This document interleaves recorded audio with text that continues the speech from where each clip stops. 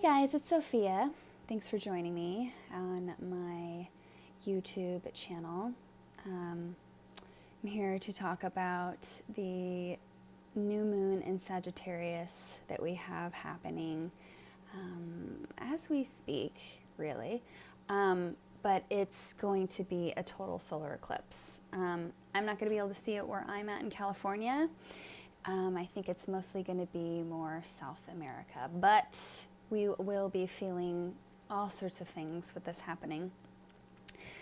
Actually, you're probably already feeling all sorts of things coming your way. This whole 2020 has been, I've said it before, a shitstorm, right? But right now we really have an opportunity to help remove and release what no longer has any place in our life, and to usher in this new wave of energy that's coming in that we cannot hide from. Whether you believe in astrology or not, the planets are moving and they all symbolize something, and they always, in one way or another, it's hard to predict so much, but when it happens, it's always like it proves itself again and again and again. So even for you skeptics out here, don't worry. I've got a few things for you to think about. So right now what we have going on astrologically, besides the new moon at Sagittarius, we have this triple Capricorn conjunction that we've had going on for this entire year, really. It's been Pluto, Saturn, which were the main two, and then Jupiter swirled around in there. And so all of those planets together has been exactly what 2020 has brought in. So there you go.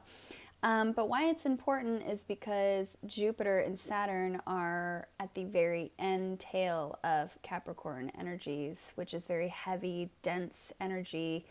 And like, we're so over the restriction, it's not even funny type energy that it is about to spill into the sign of Aquarius. It's going to meet at 0 degrees Aquarius on the 21st, on the solstice, which is called the Great Conjunction this year. And it's going to create this beautiful Christmas star. Yeah. Enough of the fluff. So what it means is we're going to be going from this dense patriarchal energy in Capricorn, which has been needed because a lot of us have needed to check ourselves in reality in this physical plane.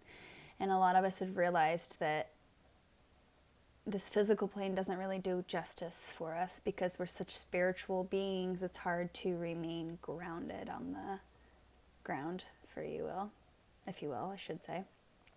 Hence, grounded in the clouds. Anyways, so with it going into Aquarius, so Jupiter and Saturn. Jupiter is the planet of expansion. It's a truth seeker. It's half man, half beast. So in a sense, it's dualities into one.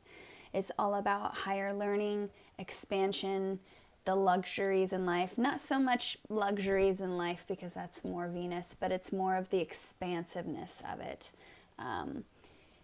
It expands anything it touches. And then Saturn is the opposite, really. Saturn is the law. It rules time. It is the judge. It's the law. It's the societal foundation that has kept us the way that we've been in. And frankly, it hasn't been working very well, and it's been suppressed since the beginning of time, but we're not going over that right now. But this rise of this feminine energy in this masculine patriarchal society has been breaking down what no longer needs to be ruling. That's why we have seen everything, all this clashing all year. And it's because we're having these growing pains to move forward in this. And that's why it's getting kind of ugly out there. And we need to remember that there is something greater happening. Don't get stuck in looking outside on what's going on because it looks kind of shitty and crazy right now. Just focus on what's in here and be aware of that, but don't feed into that. But anyways, I digress. with those two planets going into Aquarius at 0 degrees, this is like a breath of fresh air, a shakeup. It's this intellect, it's the humanitarian, it's the rebel.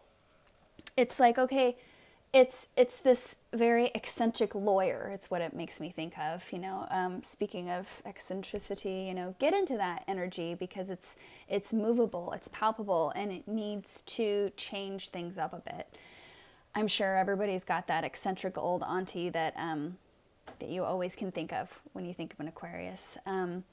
It's not necessarily a lot of feeling base. It's more higher mind base. So we need to think, okay, so obviously Spirit is trying to say something. What is it to me individually? And what is my part in the greater scheme of things?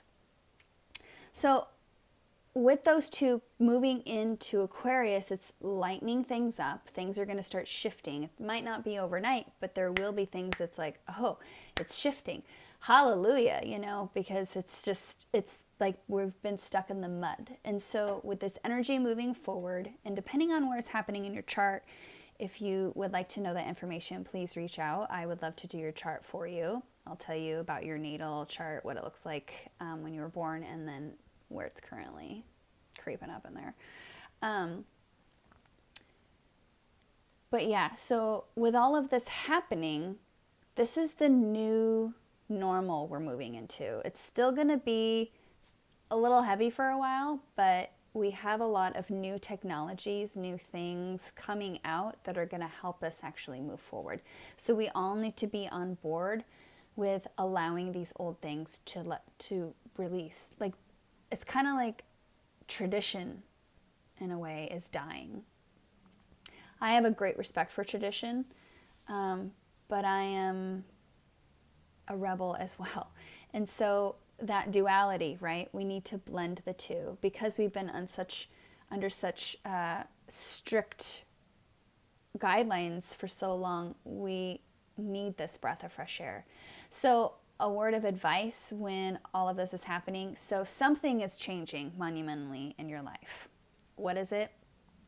I don't know, but collectively we can see what's happening, with the virus, with politics, with the government. Everything is changing. This planet is talking to us.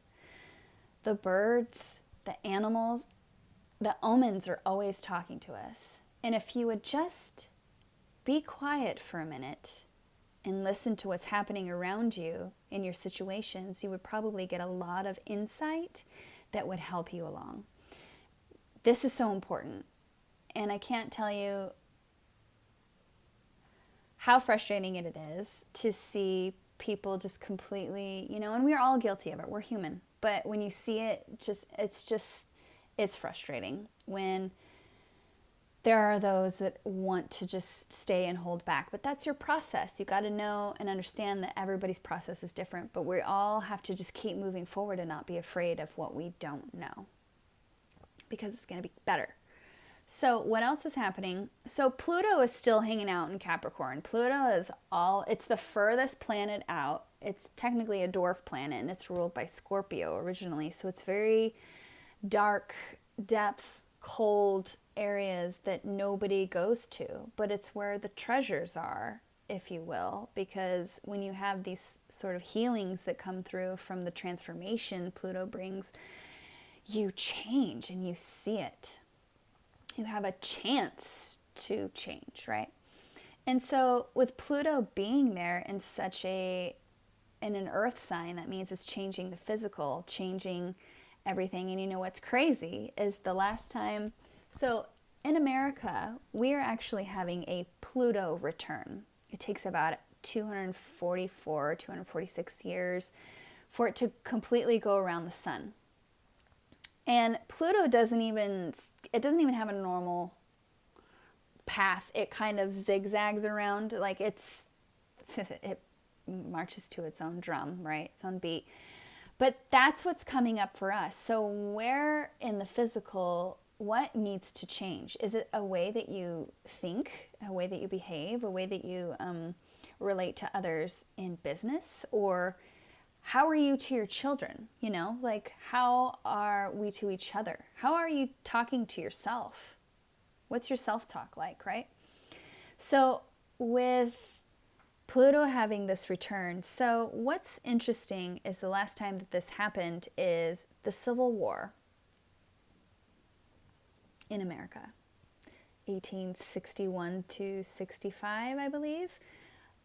This is that Pluto return. This is the exact same place Pluto was that many years ago in time, and look what was happening. We're seeing that in this day and age. And we need to realize that part of this is karma that is here to be solved and to be wiped clean, because a new cycle is starting. So do we want to stay stuck in the past and stuck in these ignorances and limiting beliefs and hate and fear? No. We need to keep moving forward into this compassionate, understanding, empathizing, loving, also holding each other accountable, but we need to soften to this and get off our high horses and realize that we are all here. And nobody is better than anyone else. We're all just trying to figure it out, right? So let's help one another. So a lot of this is just food for thought to kind of make you realize, like, oh, wow, things really do happen. History does really repeat itself. And the last time Saturn and Pluto met in Capricorn was in the 1500s when Henry VIII was king, and we all know what happened with him. The Reformation, the Protestant Church, the Church of England, and many different breakaways from Rome. But it's just, look at the synchronicities is what I'm saying. And what is synchronistically happening in your life all the time? That is coming up, you know. And what's interesting is right now we have Mercury conjunct the South Node. So this is kind of funny to me because the South Node, so this is in Sagittarius, by the way, all of this is hanging out together. There's so much concentrated energy happening at the moment right now in Capricorn and Sag. The best advice is to look to the opposite sign. So the opposite of Sag is Gemini. So it's communication, right? Community. And then the opposite of Capricorn is Cancer. So it's like loving, nurturing. So that is kind of what we need to be gearing towards in order to stay balanced. Enough of that little side wormhole. South Node conjunct Mercury in 19 degrees Sagittarius. So South Node, Ketu in Vedic, is all about your karmas, your past, where you've been that's familiar, that you're okay with being in. So this eclipse is happening right up against this, and Mercury conjunct with that, it's basically bringing in some information that you maybe didn't have beforehand. It could be higher information coming in. It could just be from the source coming from within you. It could be, you could get some information about a job or someone you know and be like, wow, that's kind of tied to you. This is just saying, like, we need to eclipse out old stories that we tell to ourselves and tell about each other, and this gossip, this low vibrational crap that no longer needs to be, we need to be conscious of it. We need to take responsibility. I mean, I'm guilty. I'm in my car screaming at people, and then I laugh at myself, and I'm just like, listen to you. Like, we all do it. It's this programming that we have going on in our minds, this human programming that we need to, like, get off of. This broken record in so many ways needs to just be, get that record off of there. We need to put a new, fresh one on there, right? So that's what's happening. So communication, there's going to be some amazing communication coming through from spirit, to where it's going to guide you, because the opposite of the South Node is the North Node. It's in Gemini right now. So this is communication, community, technology. Dualities coming into one. And so this is all about, what is my higher purpose in all of this? What is my part in all of this? What kind of behavior am I really exuding to get myself into these places I've been? And how do I want to move forward?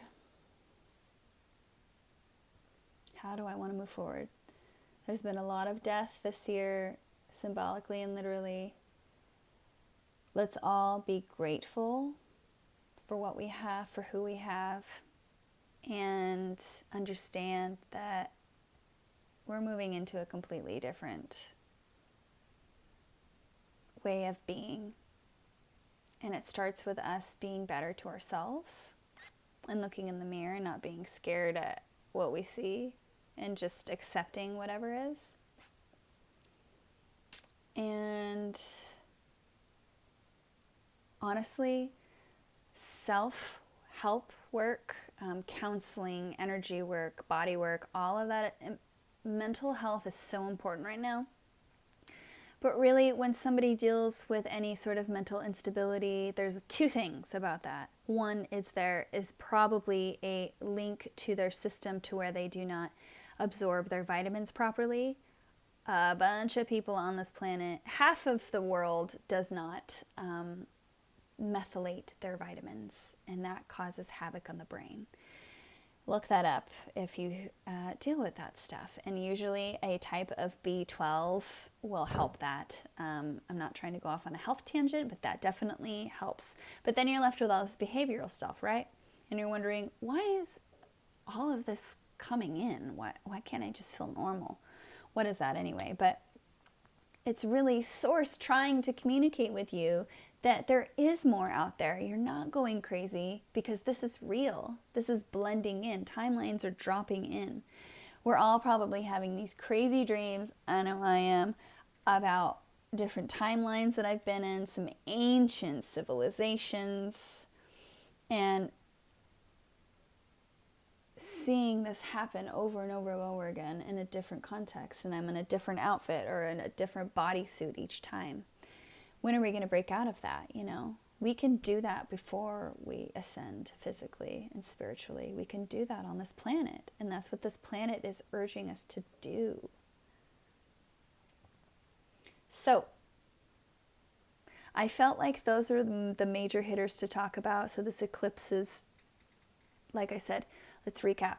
This eclipse is basically eclipsing out old ways of being, old ways of behaving. I cannot stress that enough. And it's like ancestral stuff is dropping in right now. Stuff from different lifetimes that you've lived. We're all processing this together. And there are some of us that do it more for the planet. And I know it's really heavy, but just keep giving it up, you know? Just keep trying. Just keep moving on. And if you want to talk more about this, if you want to hear more about this, if you want to know what is happening in your chart, because that will make a huge difference for you to maybe get an understanding on where it's karmically coming from and where you're karmically going, that actually helps. It's funny because Sagittarius is also like the researcher. So this moon is really like, I want to understand what's happening and why. I want to know why I feel this way. I want to know why I can't stop crying. I want to, So my moon is in Sagittarius, sitting right there with my South Node. So this one is huge for me. So I know there are behaviors, things, people that I am blessing and releasing with the greatest amount of love and appreciation, absolutely. But just like, set that box down, just walk away. You don't need to hold on to that anymore. We're moving into this Age of Aquarius, and that means that it's about each other. It's about relationships in a more respectful, higher manner.